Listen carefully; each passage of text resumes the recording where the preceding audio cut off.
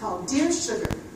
And it's hosted by Cheryl Strayed and Steve Almond. They are two authors giving empathetic advice and concise advice to listeners. Instead of that blistering, you're an idiot kind of advice we often hear, it's refreshing. They lead with empathy instead of sharp, knowing tongues. So just this past Friday, I listened to an episode where a woman wrote in with a money issue. And she signed her letter as entitled and or justified. And she wrote this: Dear Sugars, she writes, my sister and brother-in-law are wealthy. They own properties that sit empty 80% of the time, while my family ekes it out in a home that is too small for us. My sister and her husband have given us old sofas, used cars, and a bit of cash at Christmas over the years. They believe they have been generous to us. My brother-in-law is worth about $30 million. Their wealth is causing me so much anxiety. They have the ability to ease so much stress for us. I want them to give us money. I want them to pay off our mortgage or buy us a new house. It would mean nothing to them financially to do so. My relationship with my sister has always been strained. I feel like I might have to cut them out of my life. Now, Cheryl and Steve respond just as promised, empathetic and concise. They say, the money feels like the problem, but it's not. It's about relationship. It's about two sisters who cannot be generous one with the other, and you cannot demand generosity. This is about relationship and power, they said, not property, not money. Now, power and property and money are all at play in the story that we just read from the 12th chapter of Mark. And it makes us ask the question, what do you think you own? Well, first, a little background. You should know that we're kind of making our way through Mark sequentially. We skipped ahead a couple of chapters because the triumphant entry into Jerusalem is Palm Sunday, and that's still a couple of weeks away. So we skipped over that, and now Jesus is in Jerusalem with his disciples. And just to reiterate, over the first 10 chapters of that book of Mark, Jesus has told his disciples at least 3 times, hey guys, Jerusalem's where I'm going to die.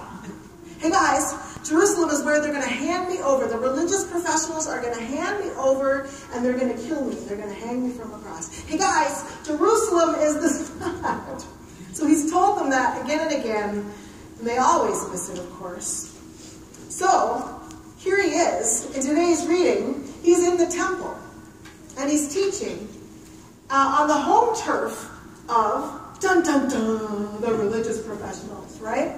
So the chief priests and the scribes and the Pharisees and all of them. And he tells the story that you all helped read that is obviously a story against them and the institution of church that they are protecting. Now today's story is often, if you were to look in a Bible, often there are titles given in front of things. And the title most often found in front of this story is called The Parable of the Wicked Tenants. I want to retell it to you again, but this time, let's call it The Parable of the Absentee Boss. Once upon a time, there was a boss who set up shop, hired some workers, and then up and left. Only when the shop began to produce did they hear from her. And then she only sent middle management to collect the profits. She wouldn't Skype, she wouldn't FaceTime, she wouldn't get on a conference call, much less actually show up and run things the way they ought to be run. The workers were tired of being neglected and forgotten, so they thought they would send their terrible, horrible, no good, very bad absentee boss a message.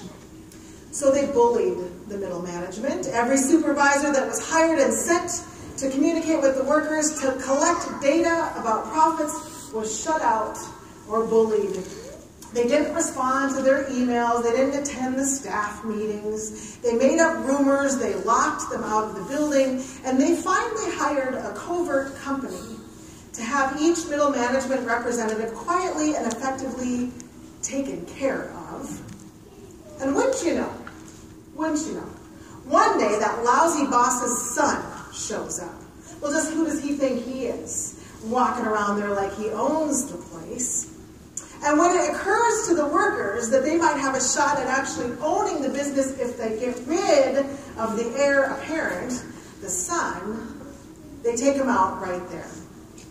Well, and that's when, of course, the absentee boss does finally show up and cleans house, fires everybody, and starts over with brand new workers. So does this retelling, did that hit any themes that you thought about as we were reading the first version of this story? I mean, what a foolish landlord, right? To trust the tenants without proper supervision. And then, of course, she fires everyone anyway when things don't go according to plan. Typical, right?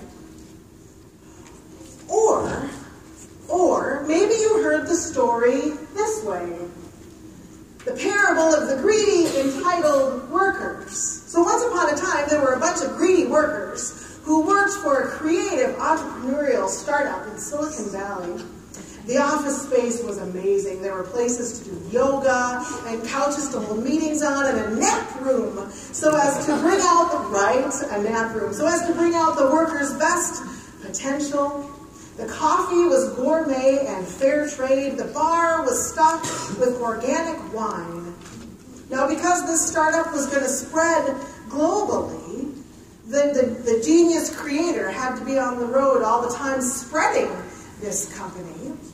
So as the original startup began to produce, then that creative guru sent his number 2 to do a team building workshop and equip and encourage and to crunch the numbers.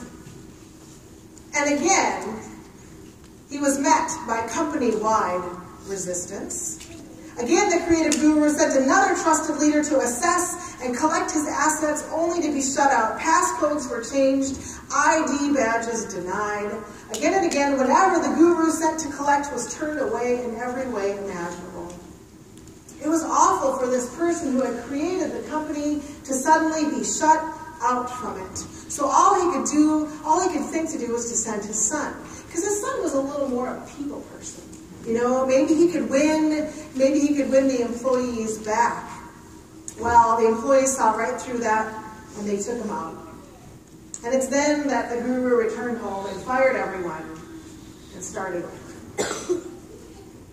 Well, which story did you identify with most clearly today? Or maybe you've got your own version going on in your head right now. Now, this story is a parable. And a parable is not a once-and-for-all story. It's a story you can walk around in, a story that wants a response from you, hopes for a response from you, one that changes as you change, so that it's different the 10th time you hear it than it was the first. Now, as I've walked around in this story all week, I keep bumping into that question, what do you think you own? I keep bumping into that sense of ownership. Because with ownership comes assumed or real power. And when we think we own or deserve things, and then we don't get what it is we want or think we deserve or think is ours, it all goes south, right? It all falls apart. Relationships get strained, we get resentful, we get angry, we get violent, we push each other away, we kill the messenger when we don't get what it is we think we own. Now, at the end of this story, everybody's mad and there's bloody violence. And then Jesus says this: the stone that the builders rejected has become the cornerstone. This was the Lord's doing, and it is amazing in our eyes. It's It's amazing in our eyes because the Lord continues to build the church at all, using the likes of us, to build on the cornerstone of a Savior who dies, right? It is amazing in our eyes because the Lord continues to build the church not as an institution that won't change, not as a group of people that must only worship one certain way, not as a church that simply must have committees and annual meetings and church councils and, dare I say, buildings, but as a living, breathing body that follows Jesus out into the world and challenges the structures that create insiders and outsiders. It's amazing in our eyes because God continues to build the church with people like Emily and Nate and baby Vera through the gift of baptism. This is the Thody family. We baptized Camden just a couple of weeks ago. Now, baptism, that's ownership not in a creepy, greedy, violent, absentee way. God's claim on our lives defines how we can own anything at all. God's claim on our lives defines how we can own anything at all. It all belongs to God, and we live our lives in grateful response to that. You see, that's the church, people. Now, the sister from the podcast thought she knew who owned what and who deserved what, just as the landowner and the tenants had their own ideas about who owned what too. And all the sister actually owned was her anger and her resentment, and it was at the cost of her relationship with her sister. And all that the tenants owned was their anger and resentment and their entitlement at the cost of a relationship. Now God redefines the whole landscape and tells us that we're going about this all the wrong way.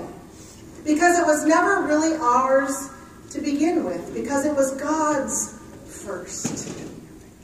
It's always God's first. And it was ever only ours to give away to others. You see, that's how God works. It wasn't given to us to hoard and to clutch onto and to create rules about who gets God's love and who doesn't, who gets to be part of this group and who doesn't. It is amazing in our eyes because God continues to build on the cornerstone of Jesus with the likes of you and me. People who make mistakes, people who hurt each other, people who get angry and feel entitled. God comes into our lives and says, no, that is not the way forward if you follow me. You will not destroy this church in your name or in my name. I will be your God even when it feels like I'm not. I will be your God even when it feels like I'm absent. I will be your God even when you push me away. And God shows us this by sending Jesus, who we follow in amazement and fear, who we abandon in a heartbeat, who we love and who loves us even when we reject him. It is this Jesus that begs us to reimagine church in new ways so that the church doesn't kill the message of love as it once killed Jesus, the messenger of love, the King of love.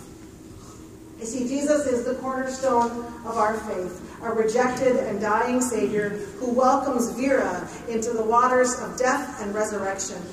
Jesus is the cornerstone of our faith, our very identity, the one who claims us. We can't even imagine demanding the kind of generosity God shows in sending Jesus. We cannot imagine the cost. God just gives it to us as a gift of grace. And we say, thanks be to God.